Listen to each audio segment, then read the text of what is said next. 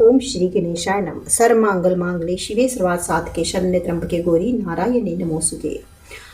भगवान नारायण कहते हैं, नारद, भगवान शिव तक जानने में प्रवीण हैं।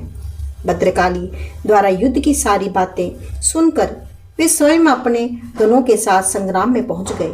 ब्राह्मण, उस समय शिव जी और शंखचूड़ बहुत लंबे काल तक युद्ध होता रहा। कोई किसी से ना जीतते थे और ना हारते थे। उसी समय भगवान श्री हरि एक अत्यंत आतुर बूढ़े ब्राह्मण का वेश बनाकर युद्ध भूमि में आए और दानवराज शंखचूड़ से कहने लगे। वृद्ध ब्राह्मण के वेश में पधारे हुए श्री हरि ने कहा, राजेंद्र, तुम मुझ ब्राह्मण की भिक्षा देने की कृपा करो। मैं निरीह त्रिषित एवं युद्ध वृद्ध ब्राह्मण हूँ। पहले तुम देने के लिए सत्य प्रतिज्ञा कर लो, तब मैं तुमसे कहूँगा। राजेंद्र, शंखचूड़ ने अत्यंत प्रसन्न होकर कहा, हाँ हाँ, बहुत ठीक, आप तो चाहे सो ले सकते हैं। तब अतिशय माया फैलाते हुए उन वृद्ध ब्राह्मण ने कहा, मैं तुम्हारा कृष्ण कवच चाहता हूँ। उनकी बात सुनकर सत्य प्रतिज्ञ शंखचूड़ ने तुरंत वे दिव्य कवच उन्हें दे दिया। फिर वे श्री हरि शंखचूड़ का रूप बनाकर तुलसी के निकट गए। वहां जाकर कपटपूर्वक उन्होंने उसे हास विलास किया। इस प्रकार शंखचूड़ की पत्नी के रूप में उसका अस्तित्व भंग हो गया, जबकि तत्व रूप से वे श्री हरि की परम प्रेयसी पत्नी ही थी। ठीक उसी समय शंकर ने शंखचूड़ पर चलाने के लिए श्री हरि के दिया हुआ त्रिशूल चला दिया। त्रिशूल कुछ समय तक तो चक्कर काटता रहा, तदंतर वे शंखचूड़ के ऊपर जा गिरा। उसके गिरते ही तुरंत वे दानेश्वर तथा उसका रथ सभी जलकर भस्म हो गए। दानव शरीर के भस्म होते ही उसने एक दिव्य गोप का वेश धारण कर दिया।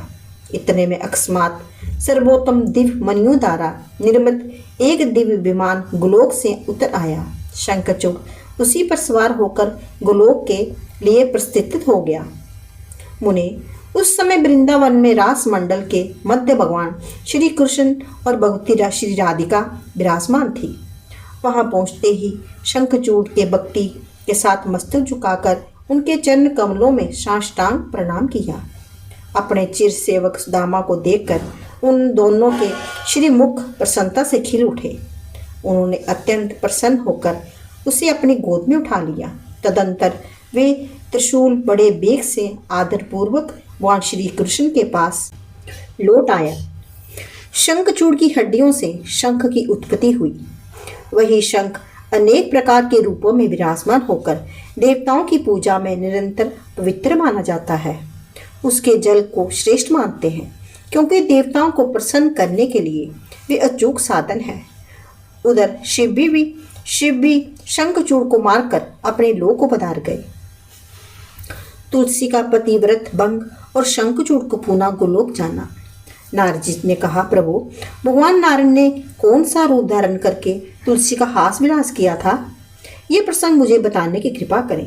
भगवान नारायण कहते हैं, नारद, भगवान श्री हरि देवताओं का कार्य साधना करने के लिए सदा तत्पर रहते थे। उन्होंने वैष्णवी माया फैलाकर शंखचूड़ से कवच ले लिया। फिर शंखचूड़ का रूप धारण करके वे साध्वी तुलसी के घर पहुंचे। तुलसी ने पति का युद्ध से आए देख उत्सव मनाया और महान हर्ष भरे हृदय से स्वागत किया। नारद, उस समय तुलसी के साथ उन्होंने सुचारू रूप से हास विलास किया। पूर्व समागम के अवसर पर साध्वी तुलसी जितना आकर्षित थी, हास विलास के अंतर वे स्थिति नहीं रही। अतः उसने सम्यक प्रकार से तर्क करके पूछा। तुलसी ने कहा, माहेश, बताओ तुम कौन हो? तुमने कपटपूर्वक मेरा अस्तित्व नष्ट कर दिया। मैं सती नहीं रह सकी, इसलिए अब मैं तुम्हें शाप दे रही हूँ। ब्राह्मण, तुलसी के वचन सुनकर शाप के भय से भगवान श्री हरि ने लीलापूर्वक अपना सुंदर मनोहर स्वरूप प्रकट कर दिया। उन्हें देखकर कामनी तुलसी मूर्छित हो गई। फिर चेतना प्राप्त होने पर उसने कहा, तुलसी बोली, नाथ, आपका हृदय पाषाण के सदृश है, इसी से आप इतने निष्ठुर बन गए। आज आपने छलपूर्वक धर्म नष्ट करके इस शरीर को स्वामी को मार डाला। आप अवश्य ही पाषाण हृदय हैं, तभी उनमें दया की गंध तक नहीं रही। देव, अब आप पाषाण रूप हो जाइए। ओहो, बिना अपराध के ही आपका भक्त मारा गया।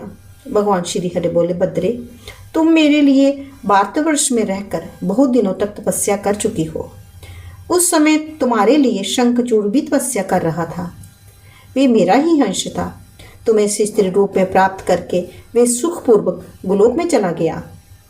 रमे, तुम शरीर का त्याग करके दिव्य देह धारण कर मेरे साथ आनंद करो। तुम्हारा ये शरीर गंडकी नदी के रूप में प्रसिद्ध होगा। ये पवित्र नदी पुण्यमय भारतवर्ष में मनुष्यों को उत्तम पुण्य देने वाली बनेगी। तुम्हारा केश कलाप पवित्र वृक्ष होगा। तुम्हारे केश से उत्पन्न होने के कारण तुलसी के नाम से उसकी प्रसिद्धि होगी। वारण्य, देवताओं की पूजा में आने वाले त्रिलोकी के जितने पत्थर और पुष्प हैं, उन सब में वे प्रदान मानी जाएगी। तुलसी के गिरे हुए पत्तों को प्राप्त करने के लिए उसके नीचे समस्त देवता रहेंगे। तब मैं भी रहूंगा। मैं तुम्हारे शाप को सत्य करने के लिए भारतवर्ष में पाषाण बनूंगा। गंडकी नदी के तट पर मेरा वास होगा। यहाँ शालिग्राम की शिला रहती है। भगवान श्री हरि विराजते हैं और वहाँ संपूर्ण तीर्थों के साथ लेकर भक्ति लक्ष्मी भी निवास करती है। ब्रह्म हत्या आदि जितने पाप हैं, वे सब शालिग्राम शिला की पूजा करने से नष्ट हो जाते हैं। मृत्यु लोक के अवसर पर जो शालिग्राम के जल का पान करता है, वे संपूर्ण पापों से मुक्त होकर विष्णु लोक को चला जाता है। उसे निर्वाण मुक्ति सुलभ हो जाती है। शंख से तुलसी पत्र का विषेद करने वाला व्यक्ति वार्याहीन तथा 7 जन्मों तक रोगी होगा। शालिग्राम, तुलसी और शंख, इन तीनों को जो महान ज्ञानी पुरुष सुरक्षित रूप से रखता है, उसमें भगवान श्री हरि बहुत प्रेम करते हैं। नारद, इस प्रकार देवी तुलसी से कहकर भगवान श्री हरि मौन हो गए। उधर देवी तुलसी अपना शरीर त्याग कर देव रूप से संपन्न हो भगवान श्री हरि के वक्षस्थल पर लक्ष्मी की शोभांति शोभा पाने लगी।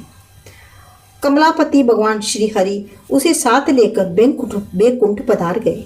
नारद, लक्ष्मी, सरस्वती, गंगा और तुलसी, ये 4 देवियां भगवान श्री हरि की पत्नियां हुई।